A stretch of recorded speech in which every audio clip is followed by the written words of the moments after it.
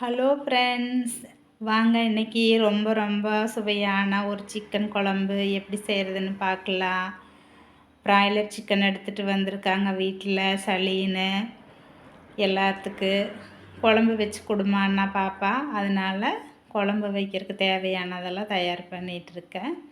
அடுப்பில் வடக்கல் வச்சு எண்ணெய் விட்டு எண்ணெய் காஞ்சோன்னையுமே பட்டை 2 கிராம்பு, சோம்பு கொஞ்சோண்டு, சீரகம், மிளகு, அது கூட சின்ன வெங்காயம், கருவேப்பிலை இதெல்லாம் சேர்த்து நல்லா வணங்க விடணும்.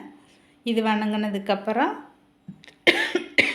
இது கூட மல்லித்தூள், மிளகாத்தூள், ஒரு பிஞ்சு மஞ்சத்தூள் இதெல்லாம் சேர்த்து நல்லா வணக்கி எடுத்துக்கங்க. கடைசியாக தேங்காய் சேர்த்துக்கணும். தேங்காய் அந்த ஈரத்தன்மை போக வறுத்தெடுத்தோம்னா தான் குழம்பு கெட்டு போகாமல் இருக்குது. இதை ஆற வச்சு மிக்ஸி ஜாரில் போட்டு நல்லா மையாக அரைச்சிக்குங்க. அப்படியே குழம்பு எடுத்து தட்டில் ஊற்றினா அப்படியே அழகாக போகணும். பார்த்தாலே உங்களுக்கு தெரியும், சூப்பராக இருக்குது. இப்போ இரும்பு வடைச்சட்டி தான் வச்சுருக்கேன் குழம்பு தாளிக்கிறதுக்கு. எண்ணெய் விட்டாச்சு. எண்ணெய் காஞ்சோடனே கடுகு போட்டுக்கலாம். நீங்கள் நல்லா அரைச்சி இந்த குழம்ப தாளித்து விட்டு செஞ்சு சாப்பிட்டு பாருங்கள், உங்களுக்கே பிடிக்கும். அவ்வளோ நல்லா இருக்குது. இப்போ வெங்காயம் சேர்த்துக்கலாம். தாளிப்புக்கு பெரிய வெங்காயம் தான் சேர்த்துருக்குறேன். பச்சை மிளகாய் வேண்டாம், கரை மிளகாய் வேண்டான்ட்டாங்க, அதனால் நான் மிளகா சேர்க்கல. கருவேப்பிலை போட்டுக்க போகிறேன்.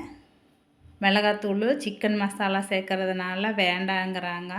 ஆனால் பாருங்களேன், சிக்கனு, மட்டனு இந்த மாதிரி எது செஞ்சோம்னாலும் மீன் குழம்பு அந்த கடைசியாக தாளிப்புக்கு அந்த பச்சை மிளகா நம்ம போட்டோம்னா தான் அந்த ருசியே வேறையாக இருக்குது.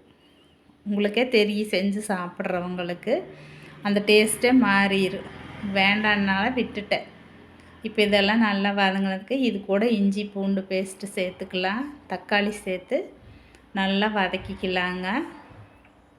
இது எண்ணெய் கொஞ்சம் அதிகமாக விட்டுக்கலாம். சிக்கன் மட்டனெல்லாம் செய்யலை, கொஞ்சம் எண்ணெய் விட்டு செஞ்சோம்னா தான் நல்லாயிருக்கு. இது கூட சிக்கன் மசாலா போட்டுக்குவேன். பாருங்கள், இந்த லெக் பீஸ் 2 எங்கள் செல்லக்குட்டிக்கு பொரிச்சு கொடுக்கணுமா, அப்போ தான் சாப்பிடுவாரா. அதனால் அவனுக்கு பொரிச்சு கொடுத்துர்லான்னு அதுக்கு மசாலா ரெடி பண்ணி வச்சுருக்கிறோம். இப்போ இதெல்லாம் நல்லா வதங்கினதுக்கப்புறம் இது கூட சிக்கன் மசாலா போட்டு சிக்கனை கழுவி வச்சுக்கிற சிக்கனை இது கூட போட்டுடலாங்க. போட்டு நல்லா வதக்கணும். கொஞ்சமாக கல்லுப்பு சேர்த்து அந்த எண்ணெயிலேயே நம்ம கொஞ்சம் நேரம் நல்லா வதங்க விட்டுறணும். அப்போ தான் நல்லா இருக்குது. சிக்கன் ரொம்ப டேஸ்ட்டாக இருக்குது. கொஞ்சமாக வதங்க விட்டு அதுக்கப்புறமா தான் நாம் அரைச்ச மசாலாவை இதில் சேர்க்க போகிறோம். கரண்டியை விட்டு நல்லா கிண்டி விட்டுருங்க. ஒரு தட்டு போட்டு மூடி வச்சிட்டோம்னா கொஞ்சம் நேரம் கழித்து கிண்டி விட்டு அது எப்படி வதங்கி இருக்குதுன்னு நம்மளுக்கு பார்த்தாலே தெரியுமில்ல சமைக்கிறவங்களுக்கு. அதுக்கப்புறம் மசாலா சேர்த்துக்கலாம். இப்போ நைட்டுங்கிறதுனால சாப்பாடு வைக்கலைங்க, இட்லி தான் ஊற்ற போகிறோம். இந்த சிக்கன் குழம்புக்கு இட்லி தோசைக்கு எப்படி இருக்குன்னு உங்களுக்கே தெரியும், செம்மையாக இருக்குது. சாப்பாட்டுக்கு நல்லாயிருக்கு, சப்பாத்திக்கு நல்லா இருக்குங்க. ஆனால் இட்லி தோசைக்கு சொல்லவே வேண்டாங்க, அடிச்சுக்கவே முடியாது. அவ்வளோ ரொம்ப ருசியாக இருக்குது.